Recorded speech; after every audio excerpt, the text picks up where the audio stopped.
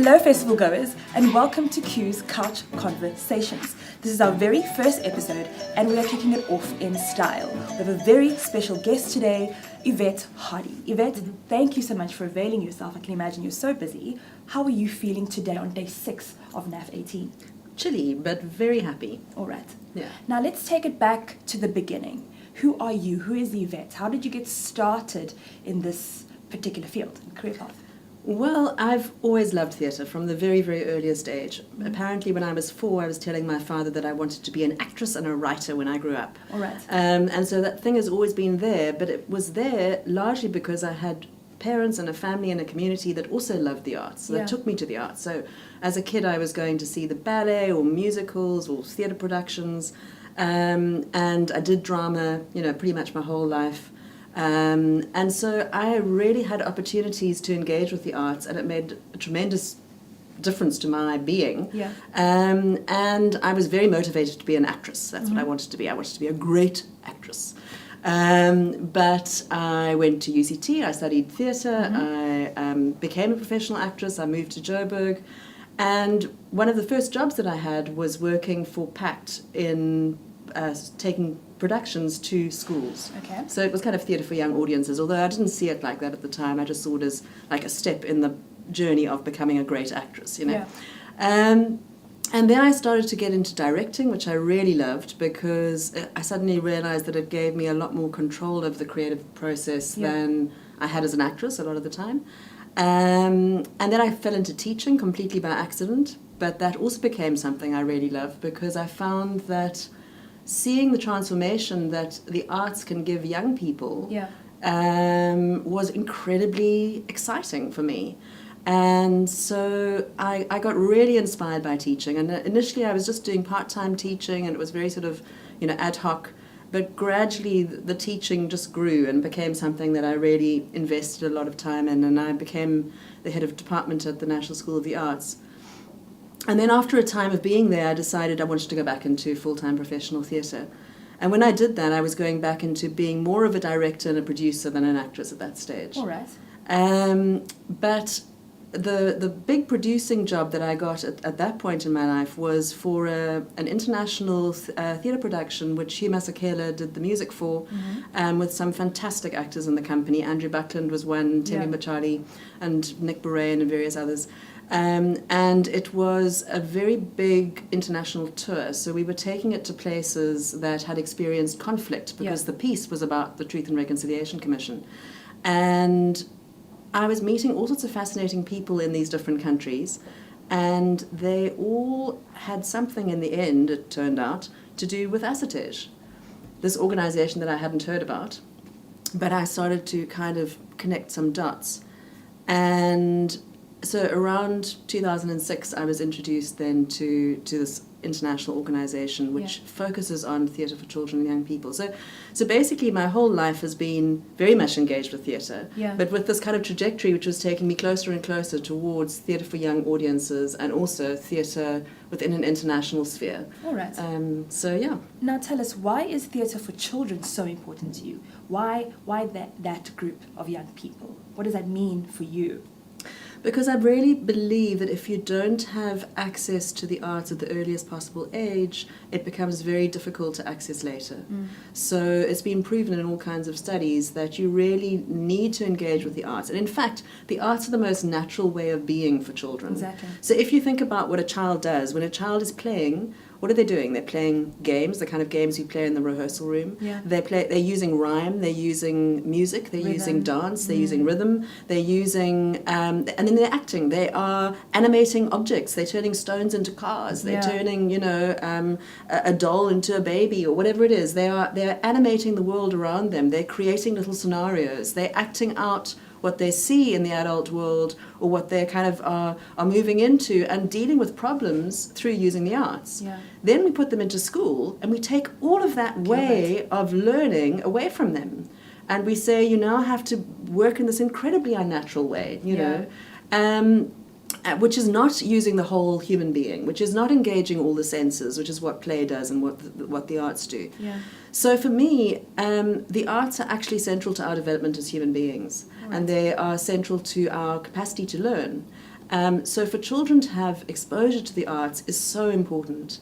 And so, you know, that's really become my mission. It's in a country like ours where we have such huge disparities in terms of access.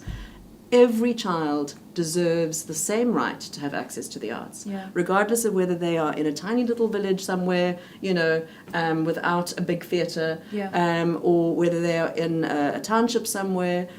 Wherever they happen to be in this country, they should have access to the arts. All right, now tell us about your trip to Grahamstown, Makanda now, and your time at festival in 2018. What's the work that has gone into coming to festival this year, and what can children, young directors, people who just love theatre expect from Assetej?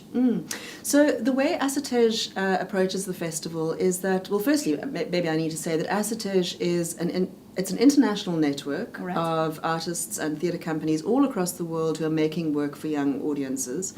And that when I say young audiences, I mean 0 to 19. So literally from babies, from newly born babies, right the way through to young adult. And obviously those audiences have very different and diverse needs. So it's a theatre that really takes its audience into consideration. Within South Africa, Assetej South Africa is the national network of everyone who's making work for that audience, or those audiences. And so we have artists, individual artists, we have companies, we have organizations, we have universities, etc., who are all members of Assetej. So what Assetej does at the festival is it creates a kind of a marketing platform for these productions. It provides support. In some instances, we have helped to mentor the artist in the making of the production. They've been through some sort of development process with us, or a mentorship of some kind. Then we've given opportunities to some of the productions to be showcased. Some of them have been part of, for example, of our Naledi showcases, which are linked to the Theatre Awards in Joburg. And in fact, we've got 2 productions that won awards at the Naledi's this year. So The Cloudcatcher is a production that won the Best Production for Children at the Naledi's this year, and Jacques de Silva in Taking Flight won the Best Performance in Theatre for Young Audiences at the Naledi's this year.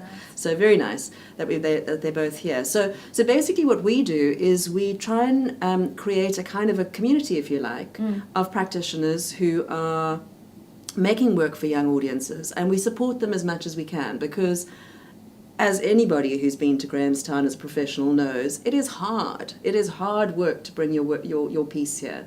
It costs a lot of money. It's very stressful.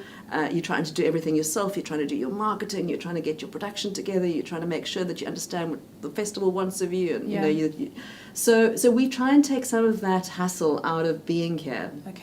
So we've got 8 productions on our platform this year. 2 of them are for teens. There are the sort of majority, 5 are for the kind of 7 to 12-year-old age group, and we've got 1 production for the 2 to 6s. And so basically, you know, we are encouraging audiences to come to those. We are assisting all the productions with their monitoring and evaluation. We are helping them promote it. We're putting out publicity for them. And we're creating a kind of a space where if a parent brings children to see one show and they see, we've got other things on at the platform, there's a lot of cross-marketing happening, you know, so that people essentially support one another. So many of the artists are getting up before their show and saying, hey guys, if you haven't seen other shows on the Assetej platform, you know that there's also this one and that one, and, you know. And in that way, hopefully we encourage an audience that is really excited about theatre. Because in the end, you know, we want people to approach theatre in the same way they'd approach literature. They don't, you know, if you're a parent with a young child, you don't say to yourself, I need to buy fairy tales for my child. They are only going to ever read Cinderella and whatever. Basically, you get so excited that your child is reading that you say, well, what are you interested in? You know, do you want science fiction? Do you want history? Do you want, you know, read the newspaper? You know, there's a sense of within a reading culture of really trying to encourage diversity. Within a theatre culture, often the theatre that is made for children is very limited. Yes. You know what I mean? So Yeah. it's dealing with only very particular kinds of things. It's as though we have this impression that all children's theatre needs to be, a happy story with a happy ending and with lots of singing and bright colours. And actually, no, children's theatre can be very thought-provoking. It can be very challenging. It can be very engaging in other ways, Okay. And that's what we're trying to encourage as a network, that diversity and that variety of approach. Okay, now in terms of looking ahead in the future, what would you say on a personal level you're still hoping you can achieve with Assetage and children's theatre? So much. Because, it feels like we are really at a very important moment in terms of theatre for young audiences in South Africa. Assetage has been in existence for just over 10 years now. Right. In our 10th anniversary year, which was last year, 2017, we hosted this enormous international theatre festival and World Congress of Assetage. So essentially the world of Assetage came to Africa for the first time, and specifically to Cape Town. We had 1,400 delegates from all over the world. We had 63 productions from all over the world and all over the continent. We had more than 70 countries represented. And there was an incredible exchange that happened between artists from different parts of the world and South African artists. Yeah. And South African artists were seeing work that was challenging to them, dance theatre for young audiences, immersive theatre, very kind of some sort of highly technical theatre, using new media, some very kind of earthy kind of theatre, So a huge range of kinds of theatre, and people have got very inspired. So right now we have many South African productions that are touring internationally. We've got a South African dance piece which is about to head off to Japan. Kuleka Patuma, who has just brought her show Mbozeni to 3 different festivals, one in Edinburgh, 2 in Germany. Magnet Theatre has one of their shows going to Reunion right now. They've just come back from Canada and from the States with 2 other shows. And so it goes. There's so much international exposure for theatre for young audiences from South Africa at the moment. And there are a lot of collaborations which are happening. So because of all of that, we feel that we have an opportunity to really grow the field in a big way. Because up until now it's been quite limited. We actually have only 2 theatre spaces in the entire country that are dedicated to children. If you think about that, think about how what a young population we have in South Africa, and yet we only have 2 spaces that dedicate themselves to children. It's appalling actually.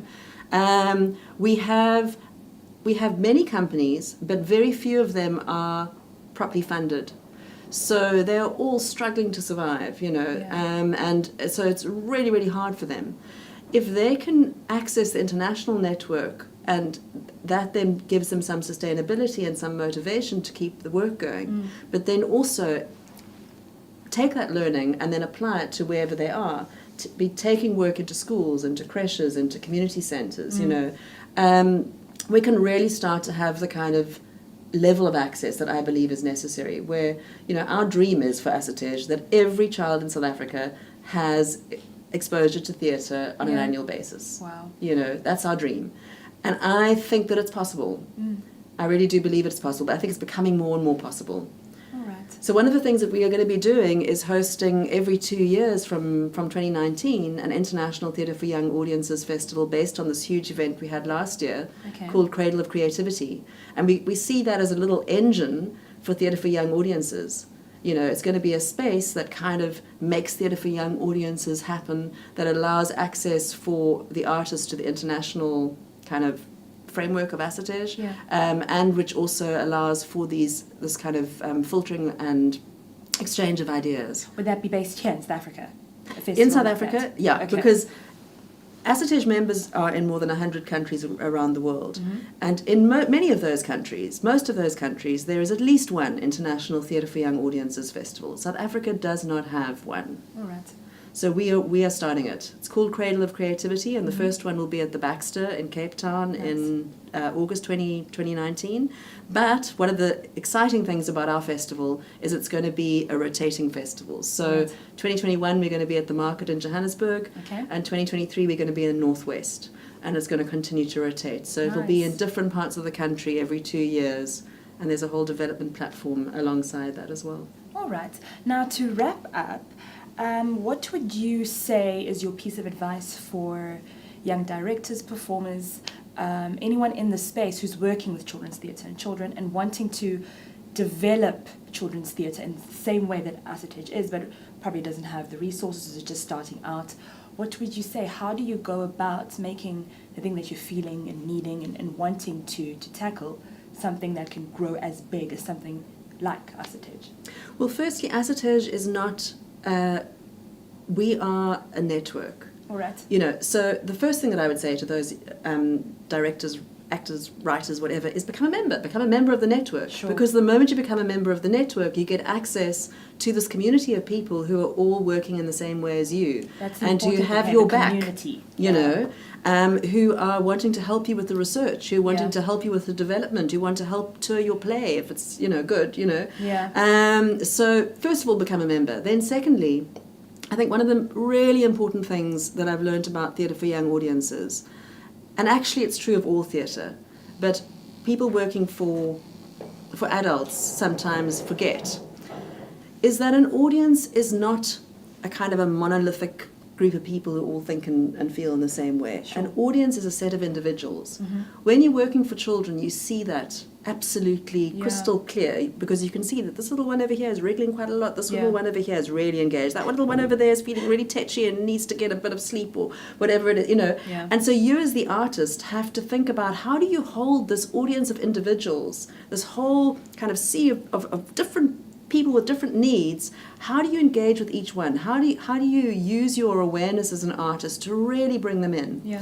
So it's a very challenging form of theatre, because you have to, it's not a case of just doing what you've planned to do exactly the way you've done it every time, Yeah. because you've got to be super aware of how the audience is receiving you. And respond accordingly. And responding, exactly. And then the third thing is that you've got to really engage with that audience in the making of your work. So, for example, if you're making work for babies, or if you're making work for 2-year-olds, you cannot just have an idea out there, make the piece, and then take it to 2-year-olds and show it to them and think Yeah. they're going to enjoy it.